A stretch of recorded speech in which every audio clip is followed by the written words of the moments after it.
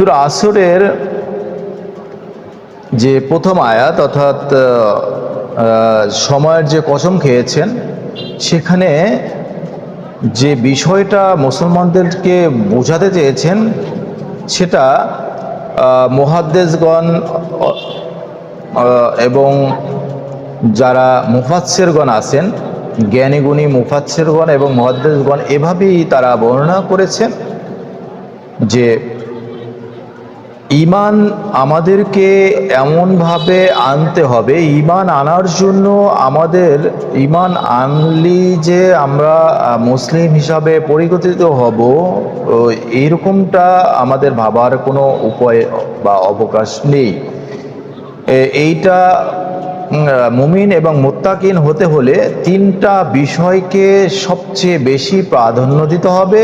এক নম্বরে হলো হালাল যে ইনকাম আছে, হালাল উপায় আছে, হালাল উপায়ে অর্থাৎ যে পন্থাই আপনি ইনকাম করেন না কেন, সেটা ব্যবসা, সেটা চাকরি, যে পদ্ধতি হোক, সেটা আপনি রিক্সা চালিয়ে যে পর্যায়ে হোক, আপনি যাই করেন না কেন সেটা হালাল উপায়েই আপনাকে অর্জন করতে হবে। এবং মুত্তাকিন হওয়ার যে আরেকটা শর্ত আছে, সেটা হলো যে অসৎ লোকদেরকে পরিত্যাগ করতে হবে। অর্থাৎ অসৎ লোকদের, হালাল ইনকাম করলেই যে আপনি খুব সুন্দরভাবে আপনার ঈমানকে মজবুত রাখতে পারবেন তেমনটা নয়। হালাল ইনকামের সাথে আপনাকে দুষ্ট লোক অর্থাৎ অসৎ লোকদের থেকে আপনাকে সেফ রাখতে হবে, অসৎ লোকদের থেকে আপনাকে দূরে রাখতে হবে। অর্থাৎ একটা ভালো মানুষ যখন অসৎ লোকের সান্নিধ্যে যাবে, তখন সে তার অনুসরণ একদিন না করুক, দ্বিতীয় দিন না করুক, তৃতীয় দিন অথবা চতুর্থ দিন না করুক, একটা সময় তার ভিতরে কিছু না কিছু অসৎ কাজ ঢুকে যেতে পারে। এই জন্যই এই মুহাদ্দিসগণ এবং মুফাসসিরগণ, বড় বড় মুফাসসিরগণ এবং মুহাদ্দিসগণ যারা আছেন, তারা মত দিয়েছেন যে তিনটা কাজকে অত্যন্ত গুরুত্বর সহিত মুত্তাকিনদেরকে অর্জন করতে হবে। তো সেটার এক নম্বর পয়েন্টটা কি? এক নম্বর পয়েন্টটা হলো হালাল, অর্থাৎ হালাল যে ইনকাম আছে, সুদ, ঘুষ, এইগুলো থেকে নিজেকে বেঁচে থাকতে হবে। এইগুলো থেকে বাঁচতে পারলেই আপনি মুত্তাকিনের একটা ধাপ আপনি অর্জন করতে পারবেন।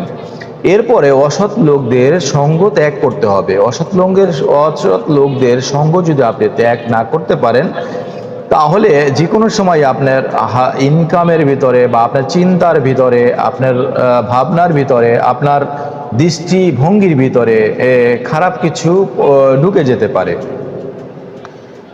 এবং তিন নম্বর যেটা বলেছেন সেটা হলো কবিরা গুনাহ থেকে বেঁচে থাকা। অর্থাৎ কবিরা গুনাহ থেকে আপনাকে সব সময় চিন্তা করতে হবে, ধ্যান করতে হবে, কবিরা গুনাহ থেকে আমি কিভাবে বেঁচে থাকতে পারি। এই তিনটা জিনিসের উপর একজন মুফাসসিরগণ এবং মুহাদ্দিসগণ তিনটা জিনিসকে মুমিনের জন্য অত্যন্ত গুরুত্বপূর্ণ বলেছেন।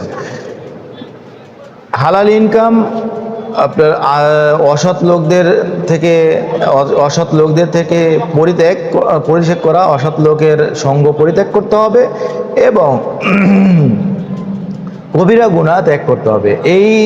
এইগুলো যদি আমরা পরিত্যাগ করতে পারি, তাহলেই আমরা আমাদের সহজ সরল পথে অর্থাৎ আল্লাহর যে বিধান আছে সেই বিধানের পথে চলতে পারবো এবং আমাদের নিজেকে শুধরে রাখতে পারবো। আশা করতে পারি আল্লাহ তাআলা আমাদেরকে ক্ষমা সুন্দর দৃষ্টিতে তখন দেখবেন।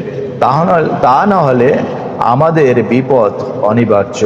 এবং মুসলিম হিসাবে আমাদের যে আল্লাহর কাছে যে ওয়াদা করে এসেছি আমরা পৃথিবীতে, সেই ওয়াদা আমরা রাখতে পারবো। তা না হলে আমরা এই তিনটা কাজ যদি করতে না পারি, তাহলে আসলেই ব্যর্থ। এই তিনটা কাজ যদি আপনি একদম সুন্দরভাবে আপনি বোঝার চেষ্টা করেন, তাহলেই বুঝতে পারবেন যে আসলে এই তিনটা কাজ কিন্তু অত্যন্ত গুরুত্বপূর্ণ।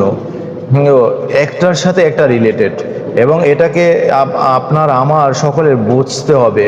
আর যদি না বুঝি তাহলে আমাদের এর ইসলামিক বিধান, ইসলামিক সংস্কৃতি, ইসলামিক যে বিধিনিষেধ আছে সেগুলো থেকে ছিটকে পড়ে যাব। অর্থাৎ কাল কিয়ামতের দিন আমাদেরকে চরম অপমানিত হতে হবে, লাঞ্ছিত হতে হবে, এবং জাহান্নামে আমাদের অবস্থান হবে। সুতরাং আমরা চাই না কেউ জাহান্নামে যেতে। আমরা সবাই চাই মুত্তাকিন হিসাবে, মুমিন হিসাবে আল্লাহর সামনে দাঁড়াতে, এবং যাতে করে আল্লাহ আমাদেরকে লাঞ্ছিত না করতে পারেন। আমার কারণে যেন আমি যেন নবীজির সামনে খুব সুন্দরভাবে মাথা উঁচু করে দাঁড়িয়ে থাকতে পারি। সেই তৌফিক আল্লাহ আপনাকে, আমাকে, সবাইকে দান করুক। আমিন। আসসালামু আলাইকুম ওয়া রাহমাতুল্লাহি ওয়া বারাকাতুহু।